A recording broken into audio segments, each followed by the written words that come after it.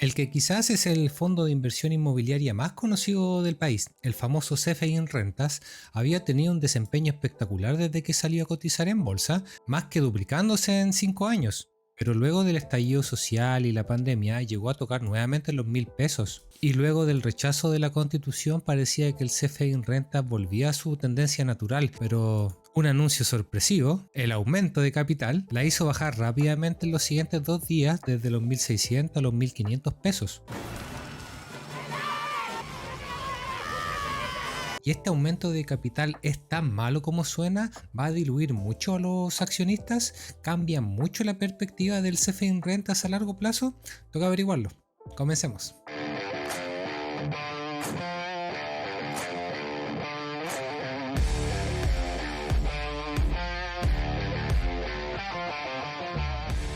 Hola a toda mi gente forrada, ¿cómo están? Sean bienvenidos nuevamente a mi canal, su amigo el inversor chileno viene en ayudas. Muchos me pidieron por interna, me mandaron mensajes por Twitter, por Instagram, algunos miembros también. Me pidieron que analizara el famoso CFI en rentas, que está bastante movido a raíz de esta noticia del aumento de capital. Así que como yo me debo a todos ustedes, vamos a echarle una miradita al CFI en renta, para ver si es tan bueno, tan malo, es tan terrible este aumento de capital. Pero antes quería partir con una pequeña reflexión. Lo que yo les voy a compartir a continuación, o lo que vean de un tuitero en las redes sociales, o otro youtuber, o lo que diga cualquier persona relativamente especialista, ¿es motivo, es razón para que ustedes salgan a comprar o a vender dicha acción? ¿Dónde está la propia convicción, el propio análisis que tienen que hacer cada uno? Si su forma de invertir está sujeta a lo que diga X persona, lo más probable, chiquillos, es que estén a largo plazo perdiendo plata. Y es que no pueden depender de lo que digan terceros para tomar sus decisiones de inversión. O sea, a la primera noticia que desarme un poco el esquema inicial de inversión, les cambie el panorama, no van a saber qué hacer, no van a saber cómo reaccionar y les va a pasar netamente por copiar. Seguramente a la persona que le copiaran tiene clarita el esquema, sabe lo que tiene que hacer y ya lo hizo, y ustedes no tienen ni idea. Yo creo que todos los que estamos divulgando información financiera sobre inversión, nuestro objetivo es un poco compartir nuestro conocimiento, debatir con el resto, tener unas diferentes opiniones. Yo en particular me gusta dar mi punto de vista, me gusta ver lo que me escriben, ver en redes sociales las respuestas, pero yo entiendo el riesgo de cada una de mis inversiones y cuánto pondero en cada una de ellas. Así que el llamado que les quería hacer es que no sean irresponsables, estudien, aprendan, tomen decisiones por ustedes mismos, consideren la opinión de otros, pero que no sea influyente a la hora de tomar la decisión. Y digo todo esto porque vi mucho en redes sociales de que no, que se acaba el CFI en renta, que tal tuitero, tal youtubero dijo tal cosa y por eso voy a vender. No es la forma, chiquillos, van a perder plata así. Así que no perdamos más tiempo y vamos a partir analizando el CFI en rentas.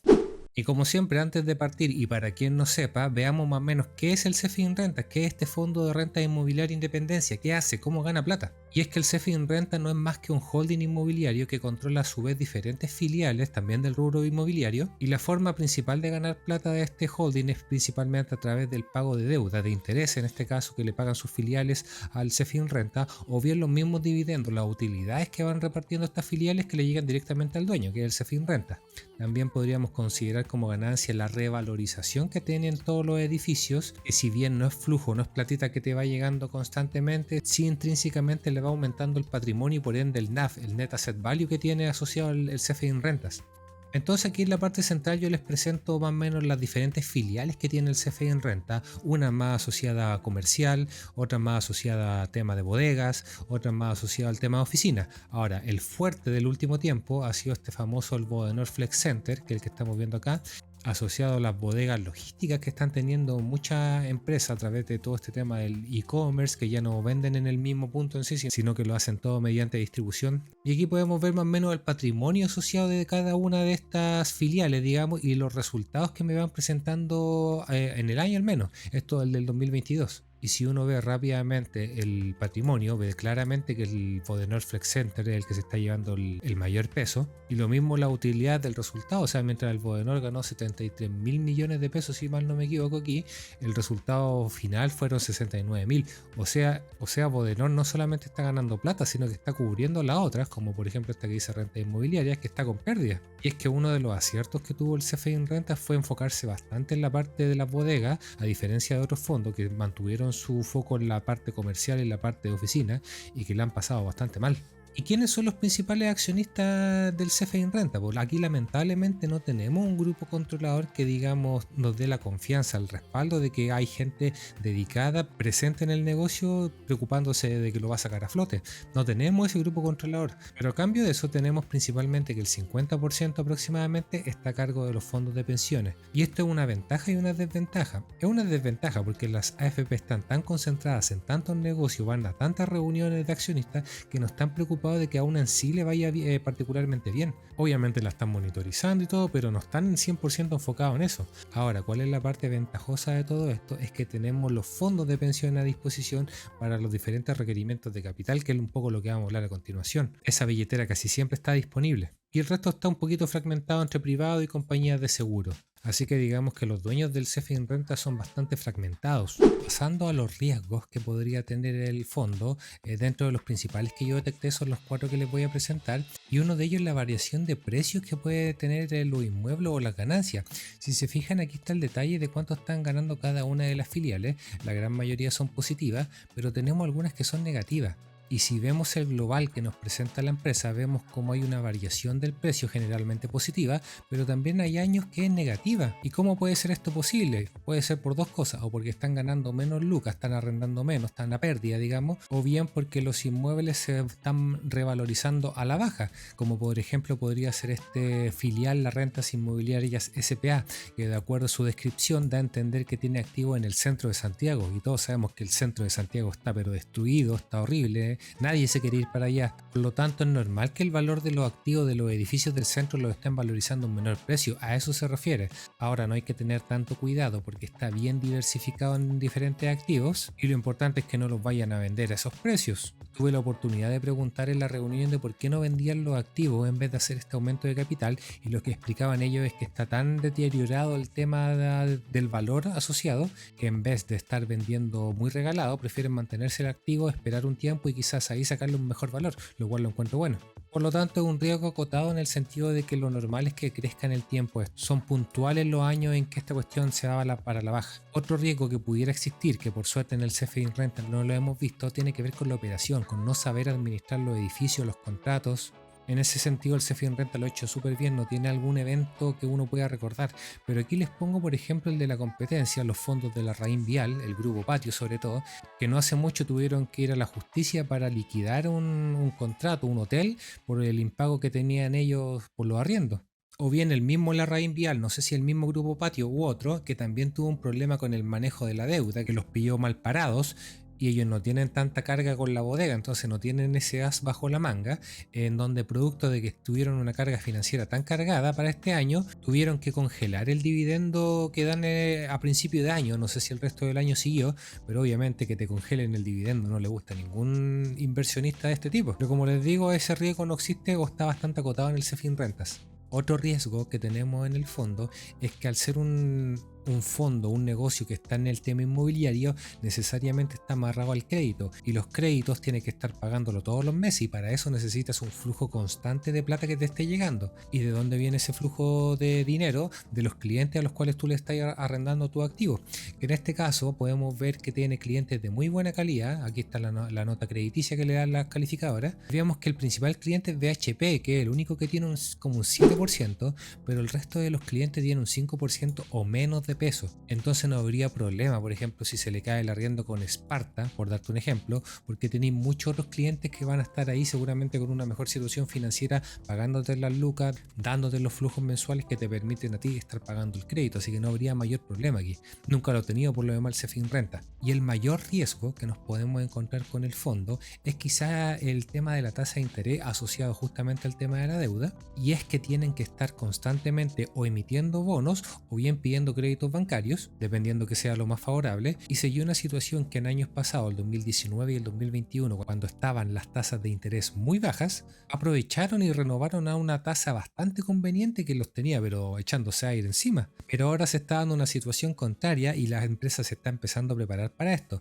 Y si se fijan, estamos viendo el perfil de deuda, que para el 2024 y el 2027 se vencen bastante bonos o créditos, y principalmente los que apremian son estos, los del 2024. ¿Y por qué apremian? Porque a día de hoy la tasa está muy alta. Estos se vencen en octubre del 2024. Tienen un año.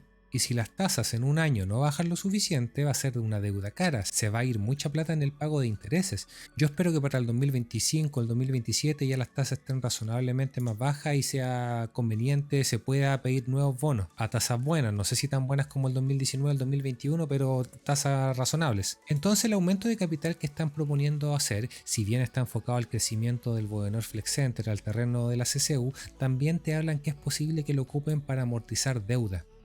Y no es algo seguro, están poniéndolo como una alternativa. Si en un año las condiciones crediticias son buenas, lo más probable es que renueven estos bonos y el aumento de capital que te están hablando por 90.000 cuotas, que ya lo vamos a ver, quizás sea por menos lucas. Entonces, claro, tenemos este riesgo latente que está ahí, pero la empresa se está preparando con este aumento de capital para tener una carta bajo la manga y jugársela en caso de que no puedan renovar la deuda.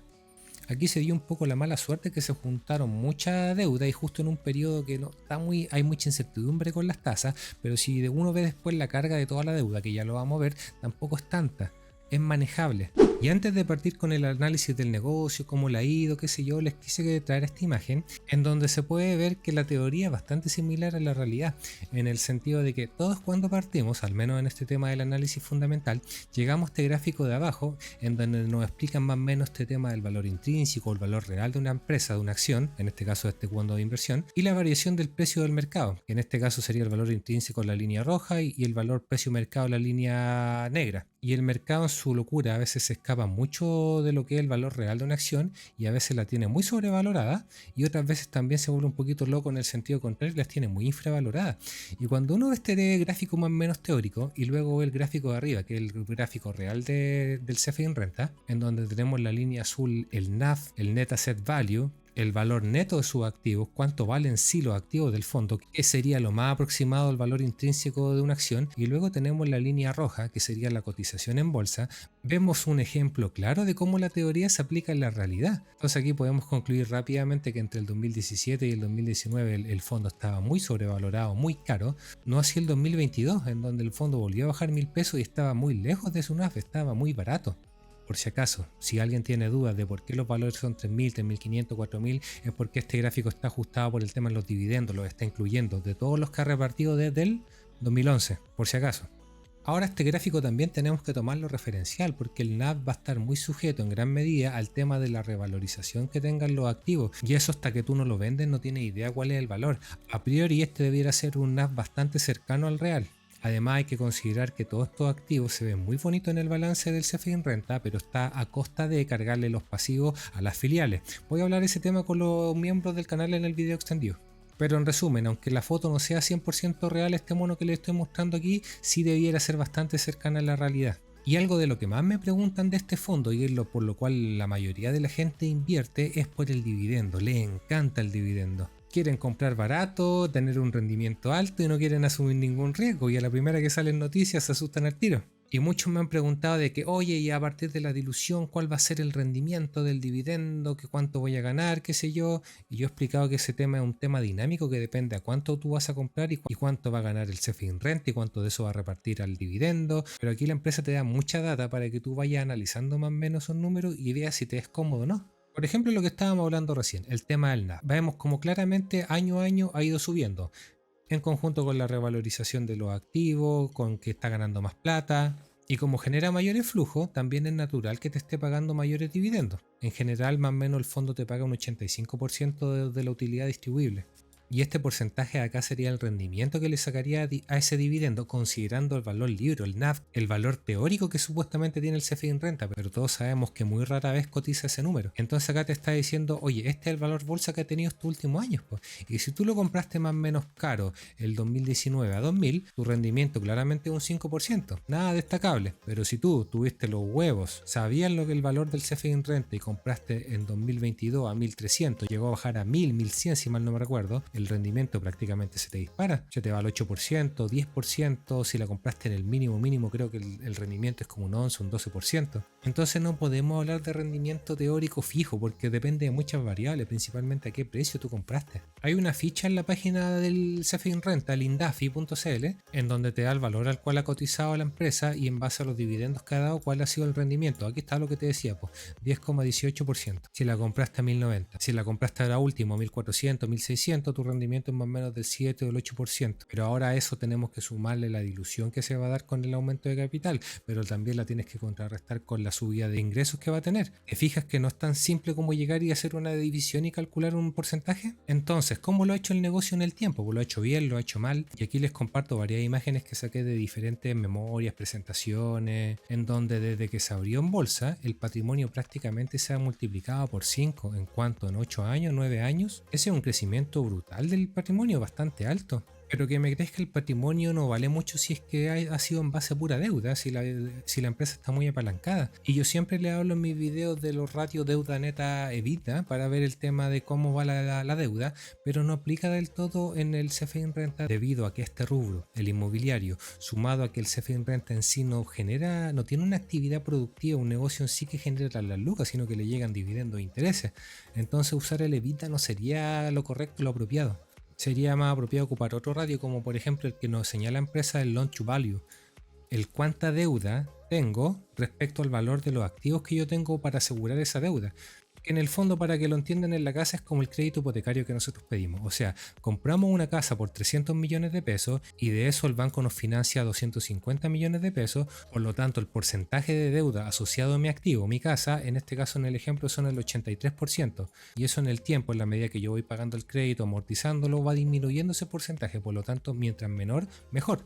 Y eso es lo que nos presenta aquí la empresa en este gráfico, en donde como el 2019-2020 la deuda era bastante controlada, el ratio de deuda, perdón, respecto a los activos, y los 5 años anteriores también venían en este rango del 30 al 35%, y de repente el 2021, ¡pum!, se me dispara al 45%, y ahora está en este rango.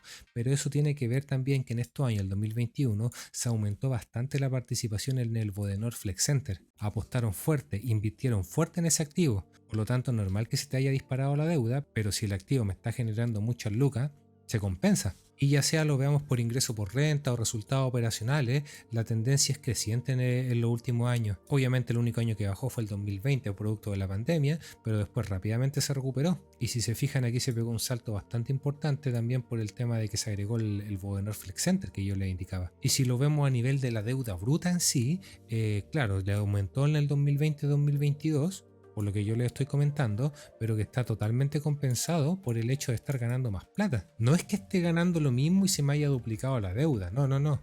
Entonces, ¿cuál es mi visión respecto a la deuda del CFI en renta? Es que sí, le ha aumentado, pero en mi opinión ha sido a niveles tolerables y justificables en el sentido de que le han aumentado el patrimonio, le han aumentado los ingresos.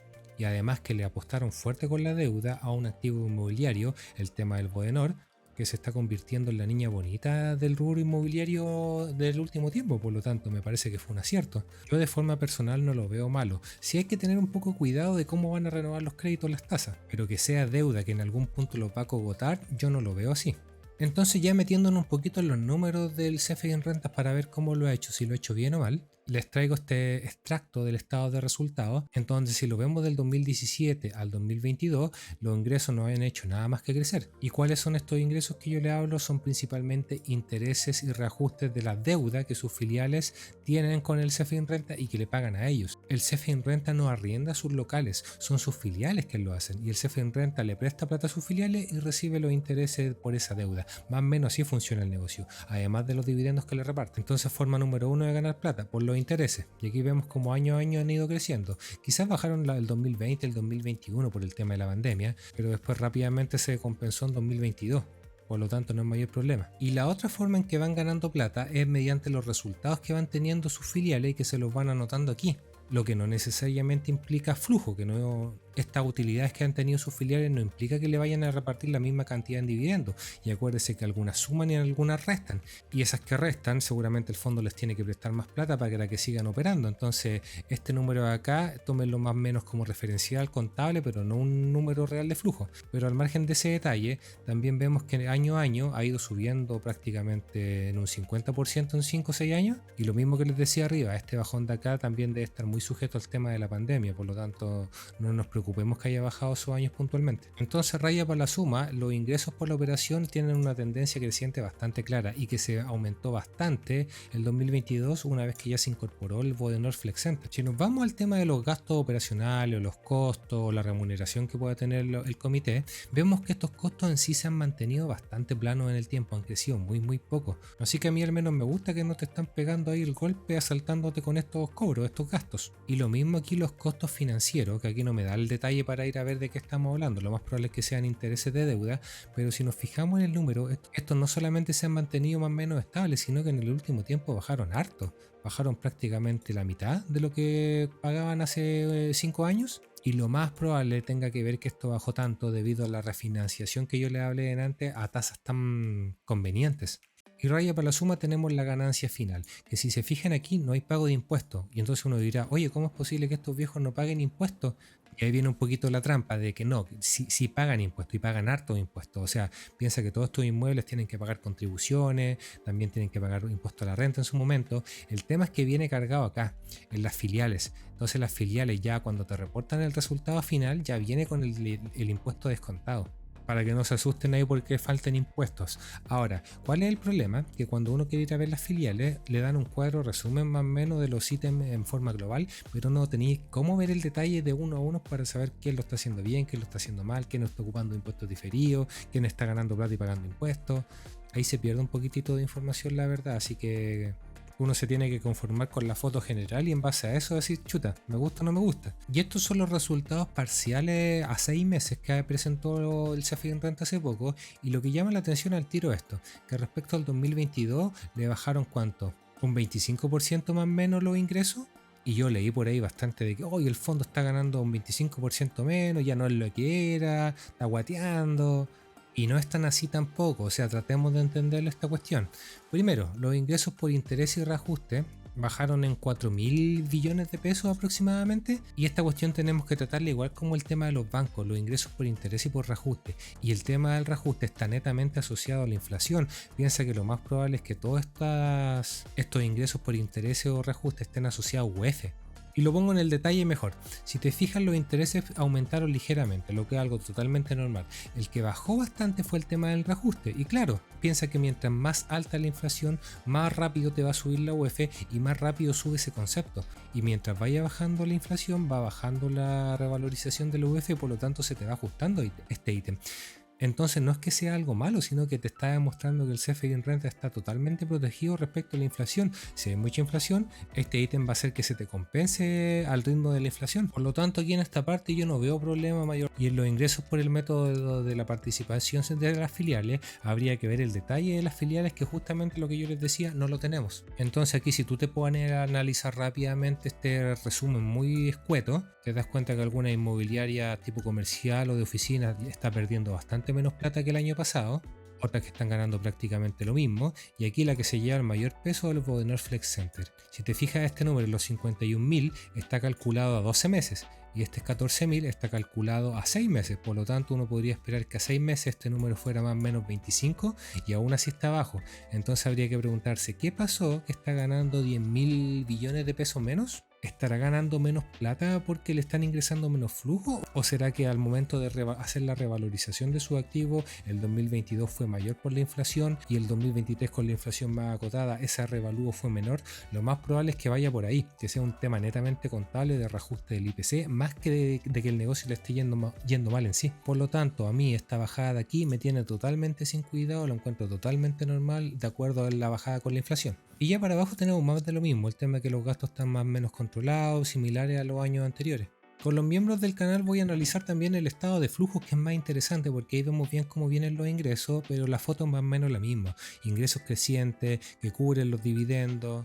Yo al menos viendo los números en el estado de resultado, en el estado de flujo, veo que son consistentes, que no hay un que no hay cosas raras. Sí sería ideal ver el detalle de las filiales para ver si tenemos alguna yayita por ahí o algún manejo más o menos cochino que podría ser, pero no lo tenemos. Entonces nos tenemos que quedar con esto y yo lo que veo al menos lo veo razonablemente bien. Lo veo saludable, veo que gana plata de buena forma. Y llegamos al tema en cuestión, al aumento de capital.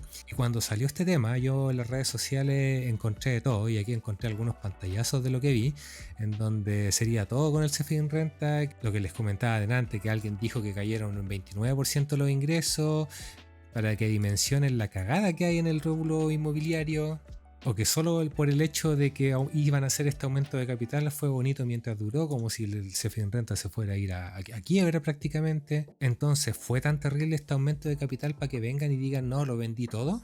Vamos por partes. ¿Qué ha hecho el CFDI Renta en los últimos años? Si se fijan, los ingresos por el concepto de la oficina, este que dice el NOI, que si mal no me recuerdo es el Net Operating Income, beneficio neto operativo, si lo vemos por el tema de UF, estos han ido claramente a la baja. Y es que claramente el tema de la oficina no es su momento. Ahora, lo bueno es que la empresa también se estancó con los metros cuadrados de la oficina, se mantuvo ahí, no ha hecho nada. Y si lo vemos por el valor de la UF por el metro cuadrado, vemos que prácticamente se ha mantenido y quizás bajó un poquitito el último año. Por lo tanto, la oficina feo. Los locales comerciales lo mismo, la superficie más o menos se ha mantenido plana, cuánto vale el metro cuadrado más o menos lo mismo, y los ingresos también han sido bastante malitos, la verdad. No han sido capaces de traspasar el valor de la UF los arriendos, o sea, le ha disminuido bastante. Pero caso totalmente contrario fue el tema de las bodegas. Vean como prácticamente los ingresos de 333 millones de UF creo que es, prácticamente se duplicaron, más que duplicaron. Y vemos como la superficie total de disponible año a año fue aumentando, de 300.000 a 600.000. Oye Lucho, pero fíjate el último año, ¿le bajó el 2023? Sí, pero fue porque hicieron una venta de un activo, en este caso que ellos mismos dijeron que estaba compitiendo con el Bodenor Flex Center. Y esta es quizás la parte más importante, de que ellos lo tenían tasado a 1.096.000 UF y fueron capaces de venderlo a 1.240.000 millones de UF. Y ese dato es muy importante porque te da el respaldo de que el NAV, el Net Asset Value, el valor de los activos, es bastante real. Y esto es muy relevante porque a la hora de considerar el NAV, sabemos que el valor es real e incluso está un poquito infravalorado. Por lo tanto, le podríamos creer al CFDI Renta sobre este NAV que ellos mismos nos indican, que debiera andar bastante cerca de la realidad, no es un invento. Entonces por eso les disminuyó los metros cuadrados el último año, pero es plata que ocuparon para dividendos, para amortizar deuda cara, así que no, súper bien el uso. Por lo demás se van a seguir sumando metros cuadrados, ya lo vamos a ver. Pero lo más importante es esto. Fíjate cómo el precio del metro cuadrado ha ido subiendo año a año, a diferencia de la oficina y los centros comerciales. Y es a eso donde está apuntando el CFDI Renta, donde le quiere dar duro, quiere aumentar los metros, sabe que tienen posición dominante, saben que pueden ir cobrando cada año más y más. Entonces, si la empresa está enfocando su estrategia en ese sentido, me parece que va súper bien. Y desde que tuvo el Bodenor Flex Center, año a año ha ido aumentando su superficie, sus metros disponibles, y todavía está sumando nuevos campos. Por ejemplo, aquí me habla del proyecto Lobosa en etapa 1, 2 y 3, ¿cierto? Que están comprometidas para el 2023-2024. Y una vez que se les acabe esa extensión, ya están preparándose para lo que va a ser el plan estratégico del 2024-2030. Por lo tanto, me parece súper bien que no se queden ahí, que no se duerman en los laureles. Y otra cosa que leí mucho en las redes sociales fue de que, oye, van a hacer este aumento de capital para comprarle un terreno de la CCU que va a estar listo en 2029. O sea, nos van a diluir ahora y nos van a pagar recién los flujos del 2029 producto de eso. Y eso es ser irresponsable, es leer el titular y no leer el detalle. Porque al menos con el Bodenor Flex Center, desde que lo tienen, año a año han ido sumando nuevos metros cuadrados, y aquí está lo que les mostraba de Lobosa. O sea, de un año para otro prácticamente fueron capaces de habilitar todo el terreno y ya tienen prácticamente construido una nave que le llaman ellos, que es esta especie de bodega gigante, que ya tienen bastantes acuerdos de arriendo ya casi listos. O sea, prácticamente se entregan las llaves de esa bodega y al tiro la van a ocupar, y no tuvieron que esperar muchos años para eso. O sea, apenas se entregó, se arrendó, mientras están construyendo las siguientes fases. Entonces, ¿qué te quiero decir? Que si lo han hecho en el último tiempo, en los últimos años, si son capaces año a año de ir sumando metros, no todo acumulado en 5 años y el último año recién entregarlo, si han sido capaces de eso, ¿Por qué no van a ser capaces de esto? No es que el 2029-2030 te van a entregar lo que pretenden hacer en el terreno de la CCU. Van a partir el 2025 al tiro, una vez que se le termine el proyecto de Lobosa, y sobre la misma van a empezar al tiro a habilitar metros cuadrados. Sobre la misma van a tener superficie disponible al tiro para arriendo. O sea, van a ir generando lucas de inmediato. Y a año se te van a ir sumando más metros cuadrados. No toditito en un montón el 2029-2030. Por lo tanto, sí, te van a diluir, pero año a año también van a crecer bastante los beneficios que van a compensar esa dilución. Eso es como lo veo yo al menos. Y estimar un número exacto, preciso, debe ser bien complejo, porque hay muchas variables que pueden ocurrir en 5 años, pero aquí la empresa te da un cuadro más o menos con los flujos que ellos esperan recibir, las proyecciones para que tú te hagas una idea. Pero lo más importante aún, el aumento de capital. La gran mayoría, cuando salió este documento, empezó a publicitarse, se enfocó exclusivamente en esto, las 90.000 cuotas. Y en base a estas 90.000 cuotas empezaron a hacer unos cálculos que raya para la suma te iban a diluir más o menos como un 30 o un 35%. Y sobre la misma, agarraron los ingresos de este mismo año, los diluyeron en ese 30 y tantos por ciento y sacaron nuevos cálculos de dividendos, de utilidades. Viejo, no tiene ni un sentido si no te lo van a hacer de una. Te están diciendo, las cuotas serán colocadas cuando el fondo requiera el nuevo capital, a medida que se concreten las nuevas inversiones. O sea, ni siquiera leyeron el punto que te lo marcaron en verde, se enfocaron en las 90.000 cuotas, que era una dilución del 30 y tantos por ciento. Y si no te quedó claro con esta parte escrita, oye, pónete a ver el detalle, po. Fíjate cómo el aumento de capital te lo están dando parcializado, algo en 2023, algo en 2024, algo en 2025. Ahí en total sumáis las 4.500 millones de UF, que son más o menos las 90.000 cuotas. Entonces no te van a diluir al 30% al tiro, pues te van a diluir este año al menos 1.139 UF. ¿Cuánto es eso, por Lucho? Son más o menos 27 millones de nuevas cuotas las que debieran emitirse. Y si el fondo tiene 252.000 cuotas, están diluyendo el primer año, y solamente el primer año, un 10%. Y al 2024, si uno lo calcula más o menos que es la mitad, te van a diluir un 5% más. Después el 2025, otro 5% más. Después el 2026, otro 5% más. Y el 2027 recién te van a volver a diluir, ¿cuánto? Un 10%, un poquitito más. Y en eso que te van diluyendo, año a año, 10%, 5%. ¿Qué va pasando con los flujos? Fíjate cómo se van manteniendo o subiendo. Fíjate cómo ellos estiman que al menos en los siguientes años va a ser más o menos estable, pero fíjate ya después para el 2028 cómo se te va a aumentar el flujo. Van a aumentar el flujo disponible para distribuir en un 50%. Y otra nota por si acaso, aquí te están dando cuánto te van a aumentar y aquí te están diciendo también cuánto van a ocupar para Flex Center, cuánto van a hacer como CAPEX, cuánto va a ser para pago de deuda posiblemente. Y aquí me quiero detener un poquito en esta cuestión del pago de deuda, que yo estuve presente en una reunión de presentación de este tema hace como 2 semanas, si mal no me equivoco, y recalcaron bastante este tema de que el pago de deuda con el aumento de capital es posible, no es algo seguro. Va a depender mucho de las condiciones de mercado el próximo año, si las tasas bajaron lo suficiente, y ahí evaluarán si piden otro bono y lo patean a más tiempo, a una tasa conveniente, de modo tal de no tener que diluir tanto al accionista. No es algo seguro. Solamente se están poniendo el parche antes de la herida, están tratando de tener una cartita para jugar ahí en caso de que se vean muy acogotados. Si por algún motivo no se piden este 1,5 millones de UFs, es prácticamente un tercio de lo que quieren pedir como aumento de capital. Por lo tanto, en el global te van a diluir ¿cuánto? ¿Un 20% máximo? Entonces tendríamos dos escenarios. En el mejor de los casos te diluyen un 20% total, o en el peor de los casos te diluyen un 30 y tantos por ciento en 5 años. ¿Cuál es el resultado de eso? Que prácticamente te van a duplicar los ingresos distribuibles como dividendos. ¿No sabéis cuánto es eso? Calculémoslo.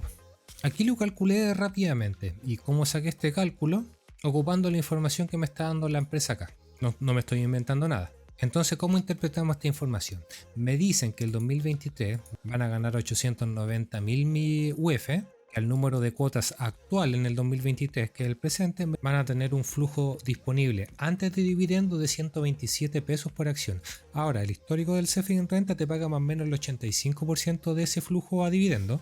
Y ahí lo calculé rápidamente para que lo tengan disponible. Deberían darte este año más o menos 108 pesos en dividendos. Ok, luego después nos dicen que en el 2024 van a tener más o menos 1.056.000 UF disponible para dividendos, que sumado el número de cuotas diluidas en esta primera etapa, ¿de dónde saco esta dilución? De los montos que me indican aquí que van a ir diluyendo. Entonces, lo que te decía yo, este año van a ser más o menos como un 10%. Aún así, diluyendo hasta el 10%, pero ganando más UF, implica que van a tener disponible 140 pesos por acción disponible para dividendos, que del 2024 debieran ser más o menos 120 pesos por acción.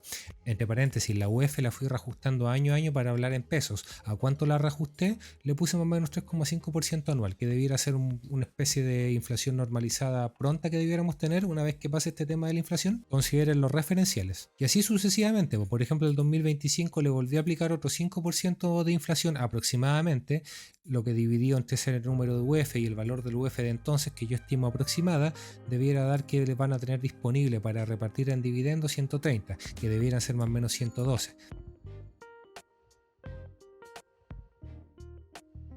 Esos son más o menos los flujos que están hablando acá la empresa. Entonces, ¿qué te quiero decir? Que estos años van a tener más o menos una repartición de dividendos relativamente congelada, porque van a estar ocupando mucha plata para crecimiento, pero ya que una vez que después eso pase, estamos hablando del 2028-2029, ya mira cómo se te disparan las utilidades, po.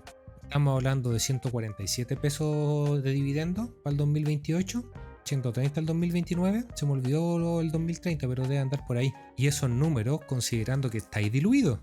O sea, yo leí mucho por ahí de que no, que ahora los ingresos los van a diluir en un 30% y por lo tanto el dividendo que me dan de 100 pesos ahora van a ser como 80 y cálculos de ese tipo. O sea, estáis viendo que te están diluyendo, que está creciendo el negocio y que tu dividendo va a ser más o menos el mismo. ¿De qué me estáis hablando? ¿De qué dilución me estáis hablando? Y después cuando pase todo este ruido, dejen de lado todo este tema y ya los flujos sean netamente para el fondo, ya no estén construyendo más, sumado al valor que te va a generar ese mismo activo. O sea, yo en el largo plazo veo que el fondo tiene puras perspectivas positivas, no veo por dónde puede ganar menos plata aún estando diluido.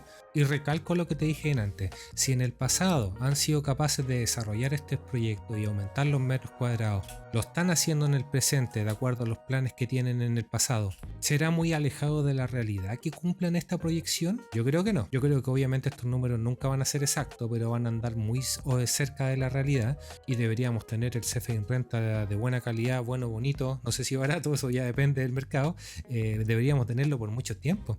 Ya que el único tema que nos podría generar ruido es el tema de la deuda, pero hoy vemos que con el aumento de capital la empresa se está empezando a poner el parche preparándose para eso, y si no se da, si se hace un aumento de capital menor en los próximos años debido a que la deuda se puede refinanciar a buena tasa, quizás no te van a diluir tanto lo que te digo, y estos 1.449 millones de UF que para el 2028 quizás se van a diluir en menos. Y esos 170 que van a tener disponibles para repartir, ¿por qué no van a ser 190, 200?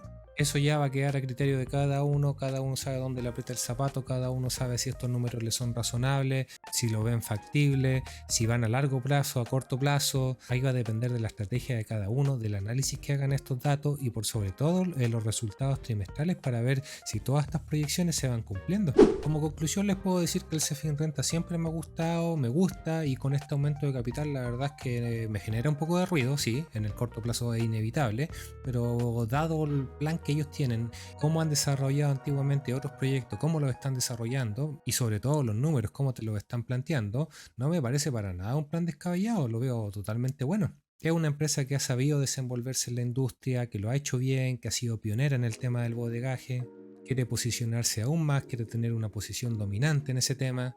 Está mostrando tentativamente cómo sería el desarrollo del proyecto, cómo se generarían las lucas y tiene el feedback de que lo ha hecho en el último tiempo. Entonces, ¿te parece a ti una mala idea? A mí no. Te podría creer si hicieran el aumento de capital completo 100% en un año y tuvieran tus lucas ahí atrapadas y de verdad te diluyeran al tiro del 30 y tantos por ciento, pero no, va a ser de a poco, progresivo. O incluso podrían haber, no sé, pues, hipotecado el Bodenor Flex Center y haber pedido una tremenda deuda, porque ese es un activo muy bueno que además se lo hipotecan, pero hubiese aumentado mucho la deuda, hubiesen pagado muchos intereses, quizá a qué tasa y sería peor. Me parece que esta opción que está planteando la empresa, que si bien no es de mi agrado, hubiese preferido un crecimiento un poquitito más lento, me parece bastante cumplible.